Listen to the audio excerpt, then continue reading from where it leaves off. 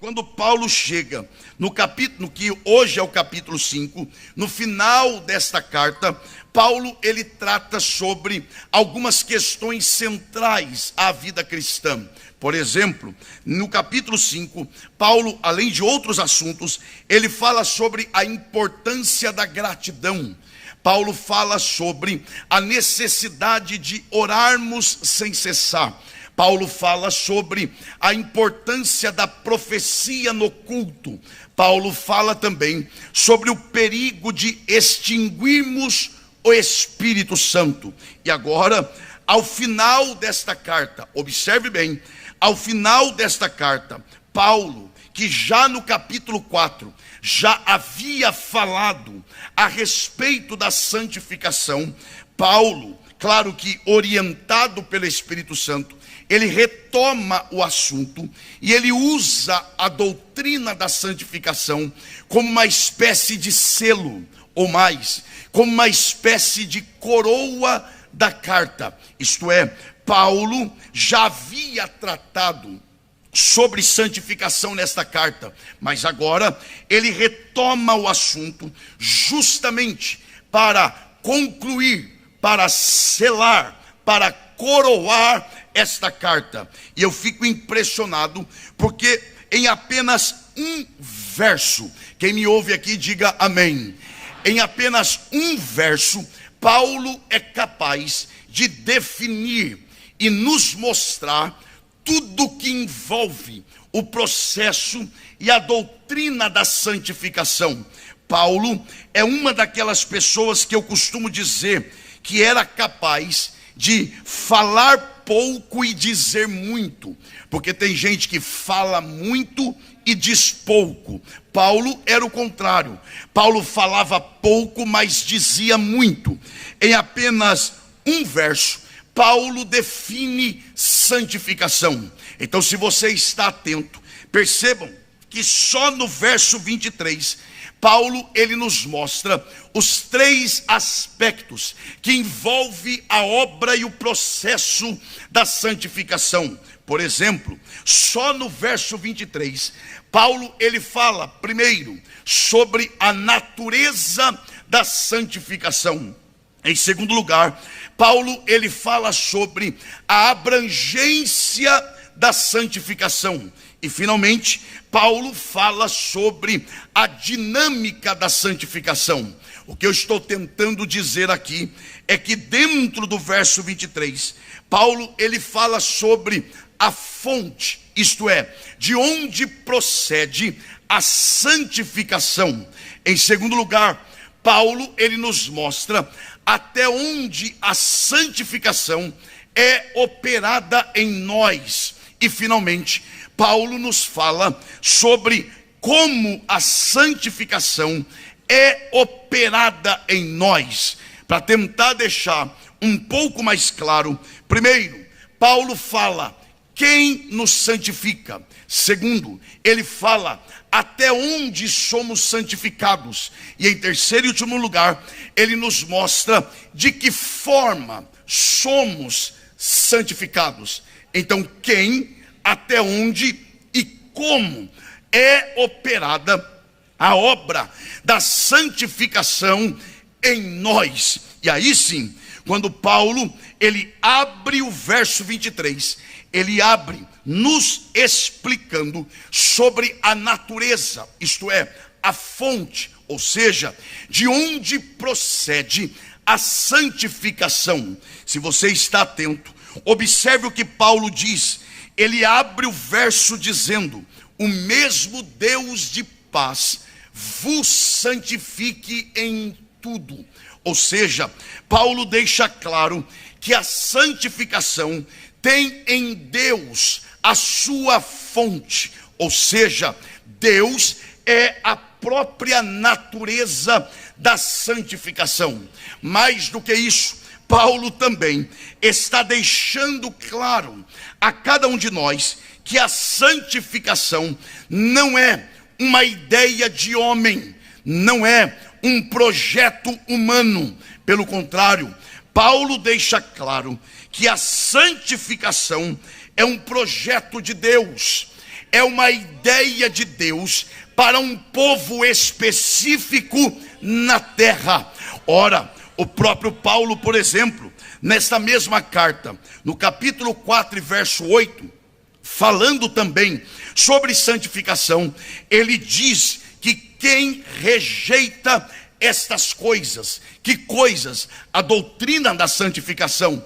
Ele diz que quem rejeita a estas coisas, não rejeita ao homem, mas rejeita ao próprio Deus. Ou seja, o que Paulo está dizendo é, quando alguém prega, ou quando alguém ensina sobre santificação, e alguém se fecha e não recebe esse ensino, ou esta pregação, esse alguém não está rejeitando ao pregador, ou ao pastor. Pelo contrário, Paulo diz que esta pessoa está rejeitando ao próprio Deus, até porque a santificação é um projeto de Deus, é uma ideia de Deus para cada um de nós. Mas não só isso, Paulo também diz que além da santificação ser uma ideia de Deus, ele também afirma que é Deus quem nos santifica. Deixa eu fazer uma pergunta aqui. Quem está me ouvindo, diga amém. Quem está prestando atenção, diga graças a Deus. Dobre a sua atenção para você não me interpretar mal. Paulo deixa claro que quem santifica o homem é o próprio Deus. E há uma razão para isso. Qual é esta razão? Eu não tenho condições de me auto-santificar. Por exemplo, eu sei que é força de expressão. Quando alguém diz assim, eu estou me santificando, ou eu vou me santificar, ou vamos nos santificar. Eu sei que isso é força de expressão, mas é preciso cuidado, jovens, porque na verdade eu não tenho condições em mim mesmo de me auto-santificar. E eu digo por quê? Porque por mais crente que eu possa ser, ou por mais santo que eu possa estar hoje, sempre haverá em mim, até o arrebatamento, sempre haverá em mim alguma área a ser purificada. Ou seja, eu gero segundo a minha espécie. Uma vez que eu gero segundo a minha espécie, e sempre haverá em mim algo a ser purificado, por mais santo que eu possa estar, então eu não tenho condições de me santificar. A única coisa que eu posso fazer é me aproximar da fonte que santifica. Aí sim. E como é que eu faço isso? Orando, lendo, mas não é isso que me santifica, não. Orar, ler a Bíblia, consagrar, me aproxima da fonte. E quanto mais perto da fonte, mais essa fonte vai ter condições de me santificar. Quem aqui deseja se aproximar ainda mais desta fonte, aproveite a oportunidade e já dê o melhor, glória a Deus, que você deu aqui nesta noite. Então, Paulo deixa claro, primeiro, que é Deus quem idealiza a santificação, e é Ele quem executa a obra da santificação. Não só isso, para adiantarmos também, Paulo, ele ainda nos diz até onde somos santificados. Por exemplo, por algumas vezes, ele usa expressões como tudo, íntegros, irrepreensíveis, ou seja, no conceito de Paulo e dentro do que a Bíblia nos ensina, ser santo não é ser santo parcialmente, não. Ser santo é ser santo totalmente. Não quer dizer que você hoje, você, atente para isso, jovens, você, sejamos capazes de sermos plenamente santos. Não é isto. O que Paulo está dizendo é que, embora não sejamos capazes de ser totalmente santos, todavia, todas as áreas da nossa vida são tocadas pela obra da santificação. Ninguém é santificado só no corpo, ninguém é só santificado na alma, e ninguém é só santificado no espírito. Pelo contrário, Paulo está dizendo que se a obra da santificação é operada por Deus, esta obra é operada em todas as áreas. Ou seja, a santificação, ela não te melhora só em uma área, ela te melhora em todas as áreas da sua vida. Então você peca menos, sim, é claro, mas você também vai tratar melhor as pessoas, porque a santificação, ela muda a pessoa por completo. Mas não só isso, para adiantarmos aqui, para chegarmos onde Deus quer nos levar. Além disso, Paulo, ele chega ao ponto que eu gosto muito, porque primeiro, Paulo ele diz quem santifica. Diga bem forte para ser uma vez só, diga quem santifica. Diga até onde sou santificado. Agora diga um pouquinho mais forte, diga como sou santificado.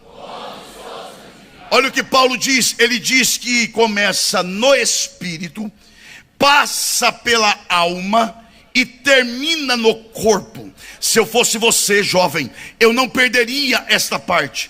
Percebam o que Paulo diz: todo o vosso espírito, alma e corpo. Percebam, Paulo não coloca nesta ordem por casualidade. Estar nesta ordem, espírito, alma e corpo, não é acidental, não é casual. Pelo contrário, está nesta ordem porque é assim que funciona. Ou seja, a obra da santificação, ela começa no espírito, ela passa pela alma e ela termina no corpo. Perceba então que a santificação, ela não começa de fora e termina dentro. Não, ela começa do lado de dentro e termina do lado de fora. Ou seja, percebam ainda mais, porque a obra da santificação, ela não começa onde eu vejo, ela começa onde só Deus vê. Por isso, gravem isso, nunca subestime alguém pelo que os seus olhos estão vendo agora, porque por pior que essa pessoa possa estar hoje, você não sabe o que é que Deus pode estar realizando no interior dela exatamente agora. A santificação começa onde os meus olhos não alcançam.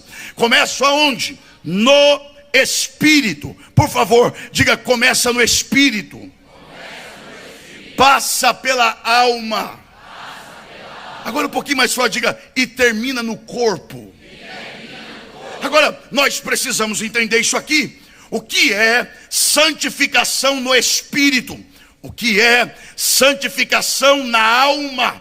E o que é santificação no corpo? Quando Paulo diz sobre santificação no espírito, observem o que é que Paulo quer dizer com ser santificado no espírito. Lembra, por exemplo, quando Paulo, escrevendo aos Efésios, ele diz que antes de Cristo nos encontrar, nós estávamos mortos em nossos delitos e pecados. Jovens, que morte seria esta? Esta morte não é outra senão a morte espiritual. Que morte espiritual é esta? É a morte do espírito, é a separação do espírito do homem para com o espírito de Deus.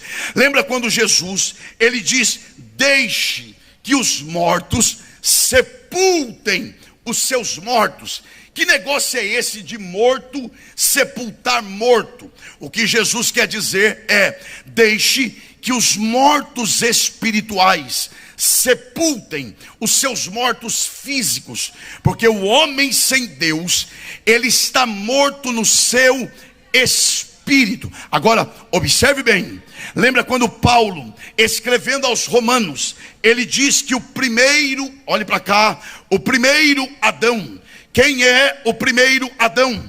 É o esposo da Eva. O primeiro Adão, preste atenção nisso aqui, jovens. O primeiro Adão, ele foi feito alma vivente. Grave isso aqui. Ele foi feito. Grave isso. Foi feito. O primeiro Adão foi feito alma vivente. Enquanto que o segundo Adão, quem é esse segundo Adão? Jesus Cristo. O primeiro foi feito, mas o segundo Paulo diz que ele é. O primeiro foi feito, o segundo é. Eu vou repetir isso aqui e você reage se você quiser, para gravar pelo menos. Paulo diz que o primeiro foi feito, então não existia. Já o segundo não foi feito, o segundo é, porque ele não existe, ele é para sempre. O primeiro foi feito alma vivente, enquanto que o segundo é espírito vivificante. Ou seja, o primeiro recebe vida, o segundo ele dá a vida. E aí é por isso que Paulo diz que quando nós estávamos mortos e Cristo nos encontrou, ele nos vivificou. Aonde? No Espírito. E quando isso aconteceu, a obra da santificação deu-se início em nossas vidas. Quem aqui já recebeu esta vida, aproveite para dar o melhor glória a Deus que você pode nesse lugar.